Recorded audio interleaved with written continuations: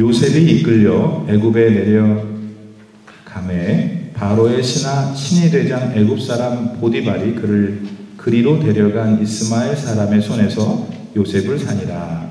여호와께서 요셉과 함께 하심으로 그가 형통한 자가 되어 그의 주인 애굽 사람의 집에 있으니 그의 주인이 여호와께서 그와 함께 하심을 보며 또 여호와께서 그의 범사에 형통하게 하심을 보았더라. 요셉이 그의 주인에게 은혜를 입어 섬김에 그가 요셉을 가정 총무로 삼고 자기의 소유를 다 그의 손에 위탁하니 그가 요셉에게 자기의 집과 그의 모든 소유물을 주관하게 한 때부터 여호와께서 요셉을 위하여 그 애굽 사람의 집에 복을 내리심으로 여호와의 복이 그의 집과 밭에 있는 모든 소유에 미친지라. 주인이 그의 소유를 다 요셉의 손에 위탁하고 자기가 먹는 음식 외에는 간섭하지 아니하였더라. 요셉은 용모가 빼어나고 아름다웠더라.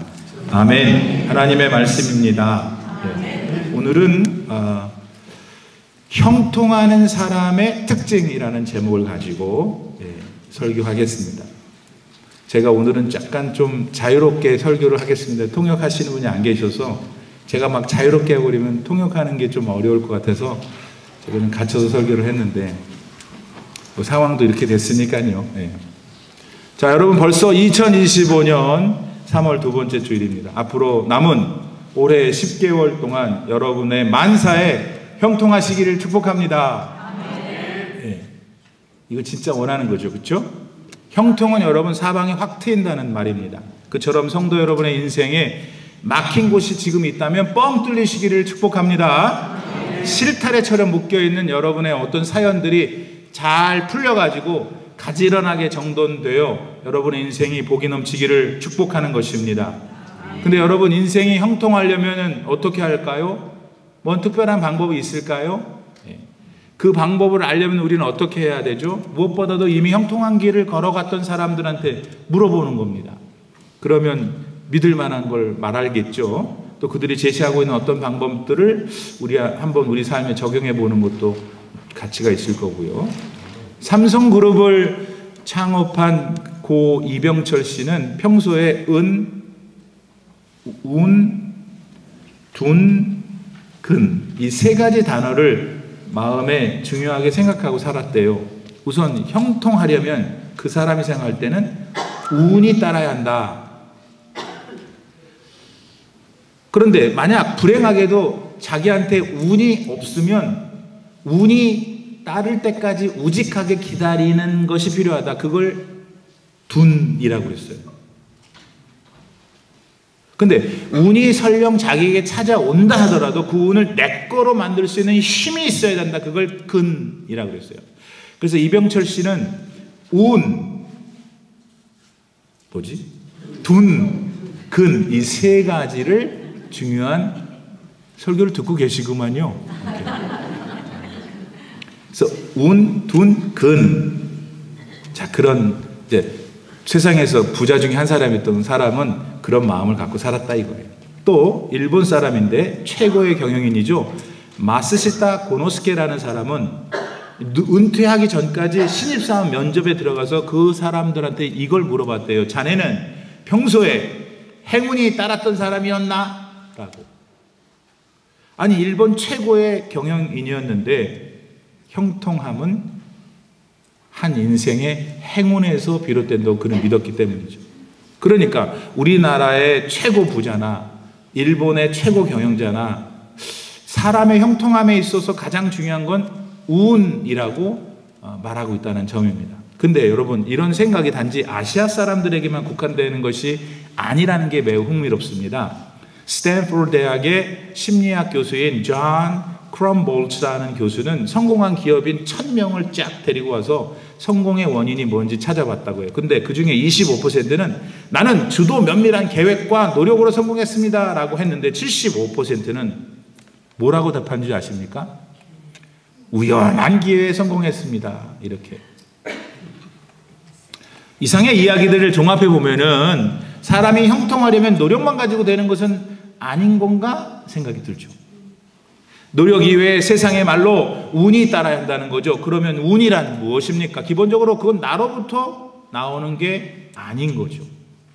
운은 분명히 주어지는 것입니다. 주어진다는 것은 주는 존재가 있다는 거죠. 맞죠? 오늘 우리들에게 들려주신 하나님의 말씀은 바로 그 행운을 주시는 그 존재에 대해 가르쳐 주십니다. 그러므로 오늘 우리는 본문 말씀을 통해서 요셉한테 형통함을 주신 그분에 대해 알아야 합니다. 그리고 그분을 바르게 우리도 모셔서 앞으로 남은 우리의 생이 형통함으로 충만할 수 있어야 합니다. 그런 지혜가 오늘 말씀 속에 여러분 가운데 임하기를 축복합니다. 언젠가 요셉의 형들은 요셉을 이스마엘 상인들한테 노예로 팔아버립니다. 동생 요셉이 너무 얄밉고 재수가 없어졌어요. 아버지의 사랑을 독차지했고 하나님을 받아 반듯하니까 그냥 형들이 볼 때 얼마나 너무 아니까웠던 거죠. 그렇게 노예로 팔려간 요셉은 거의 죽을 고생 끝에 이집트에 도착합니다. 17살, 17살 아직도 어린 나이에 형들로부터 그렇게 끔찍한 일을 당했으니 인간적으로 요셉한테 얼마나 큰 마음의 상처가 있었겠어요. 게다가 농담으로라도 내뱉지 않았던 끔찍한 노예로 전락됐으니까 이 요셉이 진짜 벼랑간에 이 사람 어떻게 된 겁니까? 아마 웬만한 사람 같으면 너무 충격을 받아서 말도 못했을 바보가 됐을는지도 모르겠어요. 하지만 그토록 처절한 상황 속에서도 하나님은 우리 요셉과 함께 하셨습니다. 물론 우리는 요셉이 노예로 팔리는 신세가 아예 아니었길 바랄 수 있습니다. 그러나 노예로 팔려갈 이유가 있었기 때문에 하나님이 허락하신 것임을 우리는 믿어야 합니다. 하나님이 함께 하신다고 하면서 왜 오늘 나는 이렇게 고통을 당하는가 할 수도 있지요. 그러나 그 고통은 여러분에게 더 좋은 것을 주시기 위해서 허락하시는 하나님의 은혜입니다. 그 이유는 그런 중에도 그런 고통 가운데에서도 하나님은 여러분을 떠나지 않고 언제나 여러분과 함께 하시기 때문입니다. 어떤 젊은이가 꿈에 하나님을 만나서 하늘나라에 갔어요. 하늘나라를 이렇게 구경하던 중에 각 사람의 살아온 발자취를 그려놓은 모래밭을 발견하고는 호기심이 생겨갖고 이렇게 살펴보니까 자기 이름이 적혀있는 모래밭에 또 있더라고요. 그래서 그 젊은이가 자기 모래밭은 어떻게 생겼나 이렇게 보니까 발자국이 2개가 쫙 나 있는 거예요. 하지만 어렵고 힘들었던 시기라고 본인이 생각했던 그때에는 발자국이 하나밖에 없어요. 그래서 젊은이가 하나님한테 따지듯이 여쭤봤죠. 하나님, 왜 제가 힘들고 어려울 때는 저를 이렇게 혼자 내버려 두셨습니까? 그때 하나님께서는 이렇게 대답하셨다잖아요. 여러분 잘 아는 대로. 아들아, 난 언제나 너와 함께 있었단다. 너와 동행하다가 네가 고난이 닥쳤을 때는 내가 널 업고 다녔단다. 믿으십니까? 믿으셔야 합니다. 오늘도 하나님은 그렇게 여러분을 사랑하고 그렇게 여러분을 대하시고 계십니다. 그러므로 혹시 오늘 어떤 어려움 가운데 계시는 분이 계십니까? 물론 많이 힘드실 것입니다. 그러나 힘드시겠지만 그 힘든 여러분의 상황 가운데 여러분을 떠나지 않고 여러분과 함께 힘들어 하시는 그 현장에 계시는 하나님을 붙드시길 바랍니다. 그리고 반드시 우리 하나님께서 여러분을 도우실 것을 믿으십시오. 은혜 주셔서 형통해 하실 것을 의심하지 마시기를 바랍니다. 오늘 본문 1절 말씀에 따르면 이스마엘 상인들의 손에 이끌려서 이집트 노예 시장에 서 있던 요셉은 어떤 사람의 눈에 들게 되죠. 그 나라 경호대장인 보디발이었어요. 보디발은 요셉을 집으로 데려가서 일을 시킵니다. 아마도 그때부터 요셉은 이런저런 일들로 아마 혹독한 고난의 시절을 보냈을 겁니다. 그러나 우리 하나님은 요셉의 그 삶에 언제나 세밀하고 놀라운 기적을 베풀어 주셨다는 거예요. 그가 하는 일마다 신비하게 잘 되게 해주신 거예요. 예를 들면 다른 사람한테 맡긴 일들이 잘 안 풀릴 때 요셉의 손에 닿으면 다 해결되는 거예요. 그러니까 처음엔 동료들 사이에서 인기가 무척 있었을 거 아니겠어요? 그리고는 그 유명세가 점차 커져서 주인인 보디발의 귀에까지 들리게 된 거죠. 물론 당시 주인 보디발도 요셉을 다르게 보고 있었으면 틀림없어요. 어디서 그런 지혜가 나오는지 요셉한테 부탁하기만 하면 만사가 형통하니까. 예. 그래서 보디발이나 요셉과 같은 처지에 있던 사람들이나 모두 할 것 없이 요셉을 통해서 그를 돕고 계시는 어떤 존재를 요셉한테 느낀 거지. 요셉한테 소위 행운을 가져다주는 어떤 분, 그들은 몰랐지만 우리는 알고 있는 하나님을 그들은 느꼈던 것입니다. 자, 이런 요셉의 이야기를 나누면서 우리는 이런 생각을 가지게 됩니다. 어떻게 하면 나도 요셉과 같이 하나님이 함께 하시는 사람이 될 수 있을까? 네. 그래서 나도 이 땅에 사는 동안에 하나님이 주시는 그 형통함을 좀 누리며 살 수는 없을까?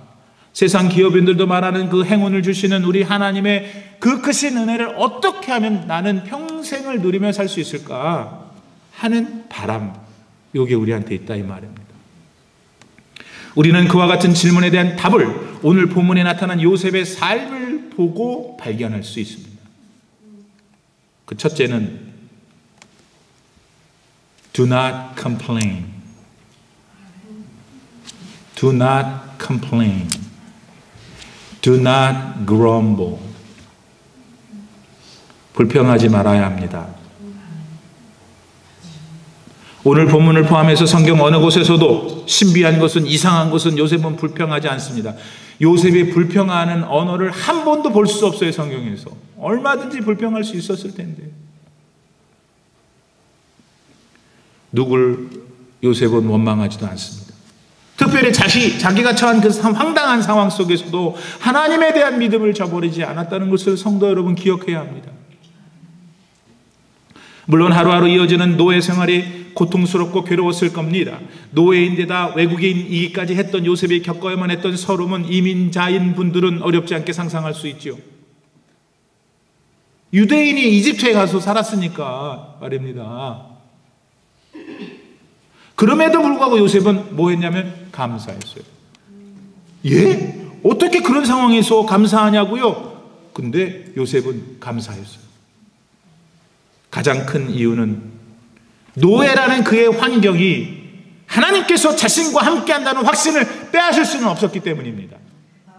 기나긴 노동, 비인간적인 욕설, 그리고 초라한 의복과 말라 비뚤어진 빵 조각이 전부인 식사였을 겁니다. 그러나 그것들이 그와 함께 하셨던 성령 하나님의 위로와 기쁨 주심을 빼앗을 수는 없었던 겁니다. 그렇기 때문에 그런 환경 속에서 그는 달라 보였습니다. 다니엘이 왕의 진미를 먹지 않았지만은 내내 채소만 먹었지만은 고기를 먹었던 사람들보다 그 얼굴이 더욱더 광채가 났던 것처럼 말입니다. 이처럼 하나님께서 나와 함께 지금 계신다는 믿음은 우리 내면을 변화시키십니다. 우리 내면을 변화시켜요.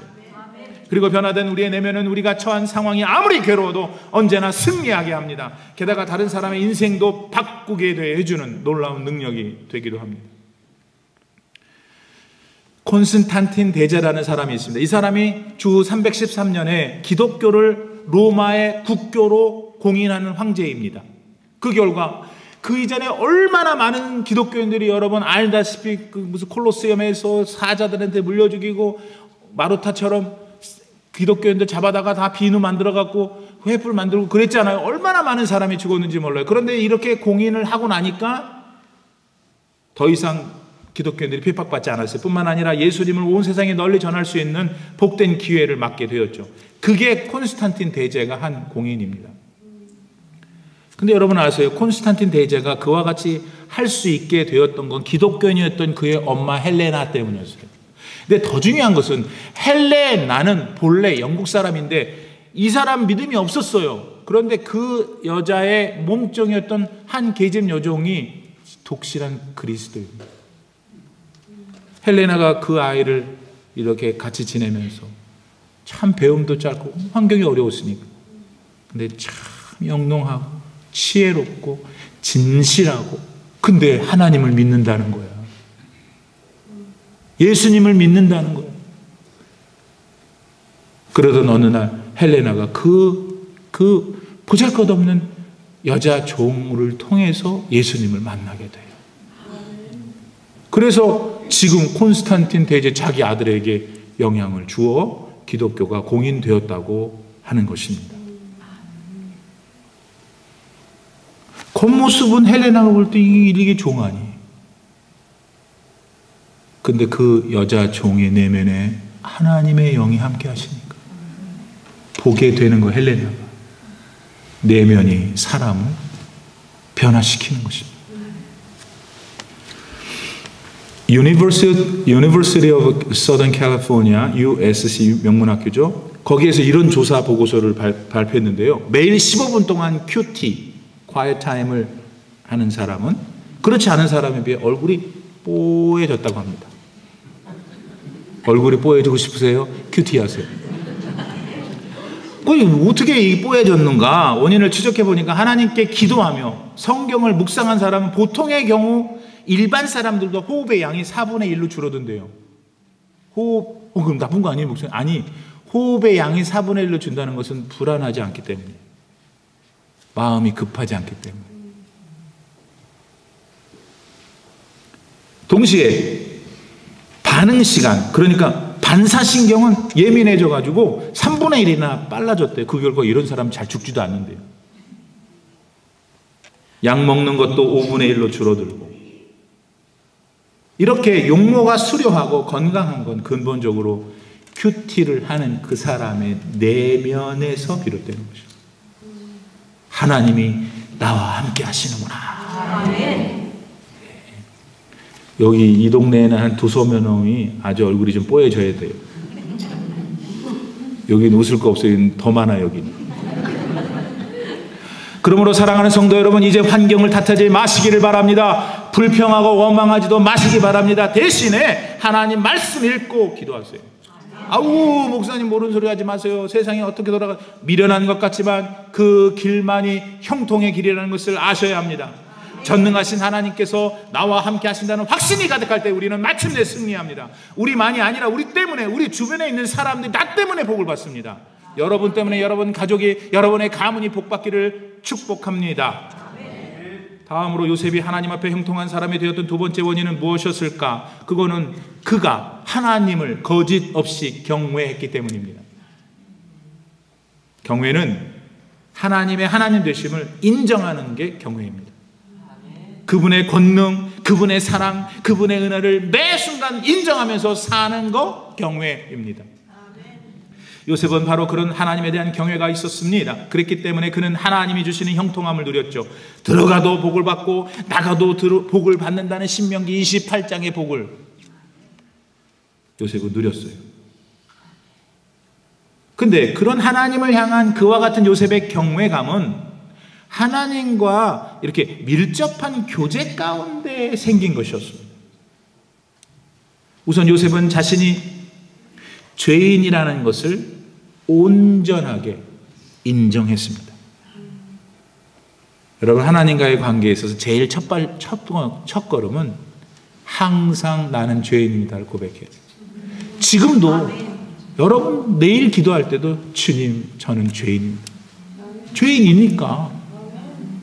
그래야 하나님과의 관계가 시작이 되는 거예요. 네. 자기와 같은 못난 인생을 구하실 수 있는 분은 하나님 한 분밖에 없으십니다 라고 요셉은 그때 우리가 보지 못했지만 성경의 여러 내용을 볼 때 기도하고 있었던 거죠. 좋은 일이 있어도, 굳은 일이 있어도 언제나 하나님을 바라봤던 요셉입니다. 그게, 그런 삶이 경외였던 거죠. 하나님이 그러니까 경외하는 요셉을 축복하신 것입니다. 어떤 환경에서도 하나님을 생각하고 경배하는 마음. 지난 1973년 10월 6일 이집트와 이 시리아가 편먹고 연합군을 이루어서 소위 아랍 연합군이 되어 이스라엘을 선제 공격한 제4차 중동 전쟁이 일어났습니다.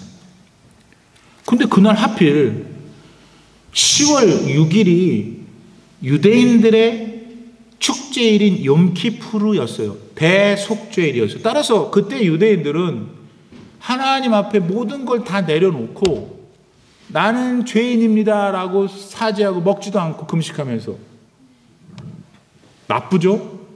그날 쳐들어온 거예요. 그러니 어떡합니까? 당시 아랍 연합군의 병력은 75만, 탱크 3만 2천 대, 가공할 소련제 SA-6라는 미사일까지 동원해갖고 이스라엘 공격했어요. 그때 이스라엘의 병력은 아랍군의 3분의 1도 안 됐어. 무기들도 안 돼. 결국 개전 48시간 만에 이스라엘 여단 17개가 멸절하죠. 왜냐하면 전쟁할 수가 없는 거야. 대속죄일이라서. 지금 하나님 앞에 내 마음과 정성을 드릴 기도의 시간인데 전쟁할 수가 없었던 거죠. 하지만 그런 순간에 구사 일생의 은혜가 이스라엘에 임했습니다. 전쟁 소식을 들은 미국이 이스라엘에 대대적 지원을 해주기 시작했거든요. 당시 욤키푸르 전쟁에 소련이 35억 달러를 아랍국에 지원해 줬고 미국은 22억 달러를 이스라엘에 쏟아부었는데 미국은 그것뿐만 아니라 30일 동안 포위되어 있던 이스라엘한테 먹을 게 없을 거 아니에요. 군수물자를 운반하기 위해서 무려 5,566번의 비행 수송 작전을 펼쳤습니다. 그래서 미국의 지원을 입은 이스라엘은 반격에 나섰고 가장 허약한 시리아 골란 고원을 집중 포격해 승리하게 되죠. 아니 무방비 사태로 가만히 있어 다 죽게 생긴 이스라엘 다 죽은 거예요. 이미 다 끝난 거예요. 전쟁으로 볼 때는. 근데 하나님 때문에 그들이 총을 못 들고 하나님 때문에 그들이 칼을 못 든 거 아니에요. 우리 하나님 어떻게 하셔요? 결국 그 전쟁을 이기게 한 것은 수동적인 의미예요.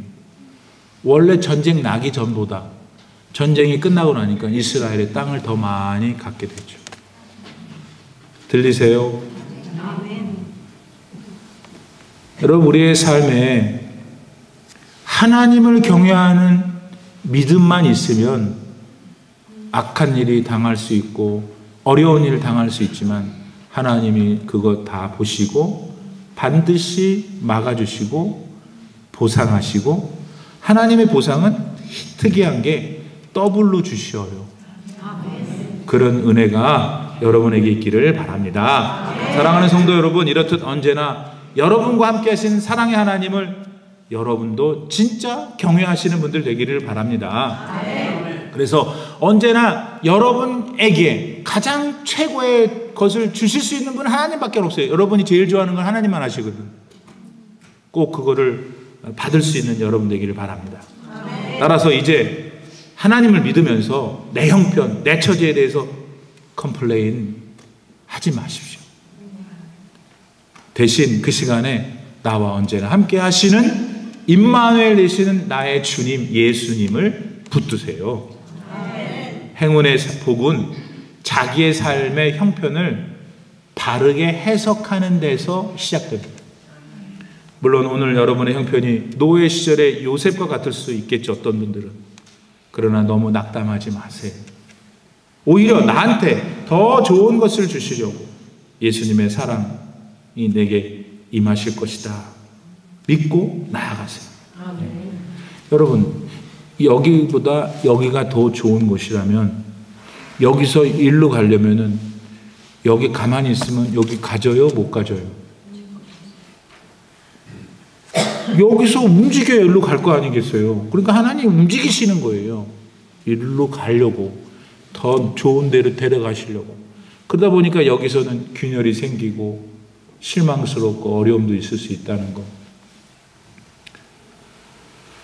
여러분 마지막으로 나중에 우리가 알게 되는데 요셉이 결국 이래저래 해서 이집트 총리이 됐잖아요. 예, 대단한 겁니다 여러분. 제가 트럼프 다음으로 대통령이 되는 거랑 똑같아요. 기분 나쁘게 왜 웃으세요? 아니 그 정도로 엄청난 일이에요 이게. 근데 여러분 잘 들어보세요. 내가 왜 얘기를 하냐면은 그걸로 기가 막힐 게 아니라 이거예요. 요셉의 아버지가 야곱이잖아요. 야곱이 죽었어요. 이집트 땅에 이민 와갖고 거기 살다가 죽었어. 근데 아버지가 나 죽으면 내 조상이 있는 곳에 묻어달라 그래서 요셉이 그걸 알았기 때문에 아브라함이 묻혀있는 가나안 막벨라 굴이라는 곳에 자기 아버지를 글로 데려가서 소위 장례를 치른다 이 말입니다. 그런데 성경에 읽어보니까 그 장지에 당시 이집트 애굽의 모든 고위 관료들이 다 다 참여했다고 성경은 전해주고 있어요. 바로를 제외한 모든 애굽의 위정자들이 야곱의 장례에 참여한 거예요. 게다가 그 사람을 위해 무려 70일 동안 거기서 아이고 거짓말로 했겠죠. 근데 그걸 했어. 야곱은 이집트 사람도 아니야. 또 야곱이 총리도 아니었어. 총리 요셉은 존중받을 만한 인물이라 한 그 아버지 되는 사람한테 아니 또 그 장지까지 남의 나라까지 가고 아니 70일 동안 울어.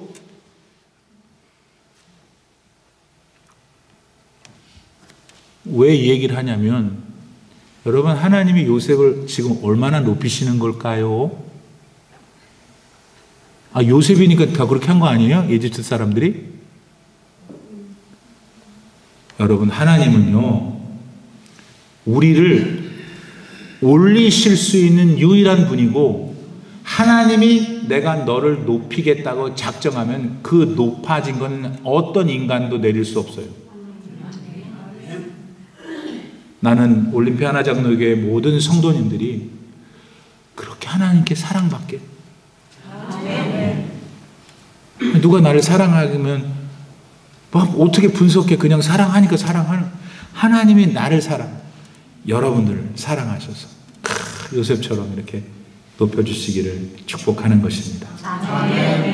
그러므로 여러분 요셉의 형통함을 받으시길 원하십니까?